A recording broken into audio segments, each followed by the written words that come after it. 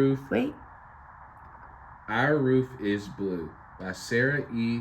Eshenique, illustrated by Ashley Vargas. Our roof is blue, azul, but not cerulean like the sky or an ocean aquamarine.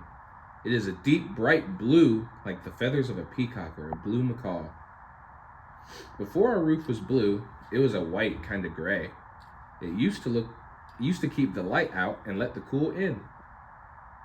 At night, I'd close my eyes and ask my brother Antonio, "Will you tell me a story?" Every night, Antonio told me a magical story until the coquis quieted and the roosters stopped stirring. I'd fall asleep to the soft rhythm of his voice. He even told me a story the night before the storm when my hands felt shaky. The morning before the storm, we prepared. We filled our tub with water and bought lots and lots of food and batteries and toilet paper. Mommy and Poppy covered our windows with wood and metal.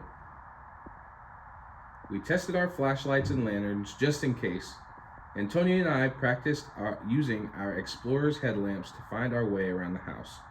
We thought we were ready for anything that could blow our way, but then the storm blew loud and fierce all day and all night.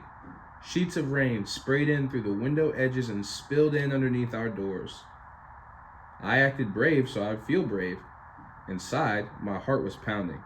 My stomach felt small and heavy like it was full of stones. During the storm, the power went out and the board shook, threatening to fall off.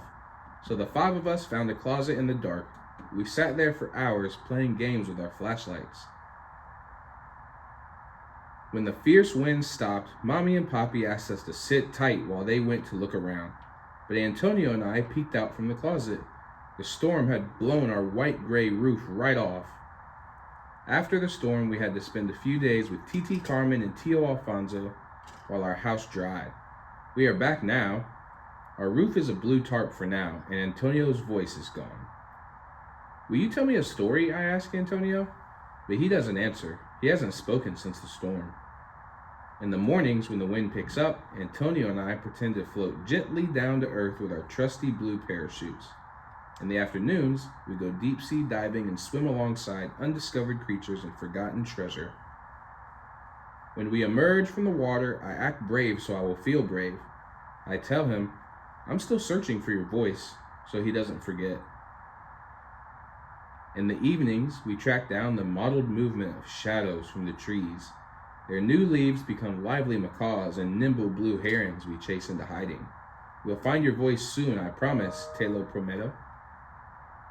Antonio gives me a sad smile, but still no answer, no stories.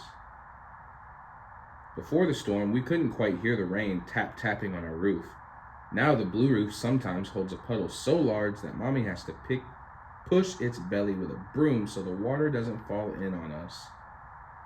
We run outside. I hold Antonio's hand, waiting for the short-lived waterfall that Mommy pushes up and out from the blue roof. After more than a month with our blue roof, Mommy, Poppy, Titi Carmen, Tio Alfonso, and so many of our friends stand by Titi's truck in our front yard. It is brimming with tools. They take down our blue roof and lay it gently on the grass. Antonio and I find the heaviest rocks to make sure the blue won't fly away. We bring everyone snacks and water as they work for days on end. For a few nights while they work, there is no tarp at all. We stare up at the stars from our beds. I act brave so I will feel brave. I tell Antonio that our new roof will be better than our old roof, our blue roof, or even this sparkling star roof. Our new roof will stay put and keep us dry. It will be here forever, for the five of us. I ask him, "Will you tell me a story?" But he still doesn't respond. I wonder if his bright voice is hiding among the stars. Finally, our new roof is up and does everything a roof is supposed to do, I guess. But the new roof doesn't dance with the wind. It's not a deep ocean to explore.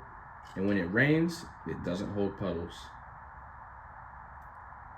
Mommy tells us we can paint the new ceiling below our roof.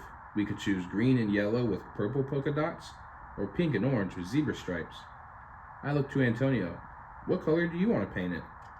He doesn't answer. "We'll find your voice soon, I promise. Te lo prometo. And then we will paint One night, after many nights with our new roof and even more nights since the storm, we brush our teeth and read our books. Mommy tells us again that we can paint the ceiling any color.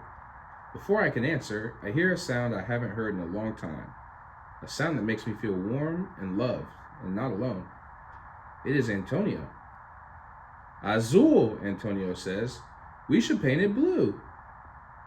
Soon enough, we paint our new ceiling blue, azul, a deep, bright blue like the feathers of a peacock or a blue macaw.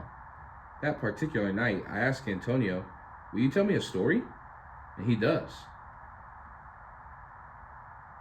Pues, sí, yes.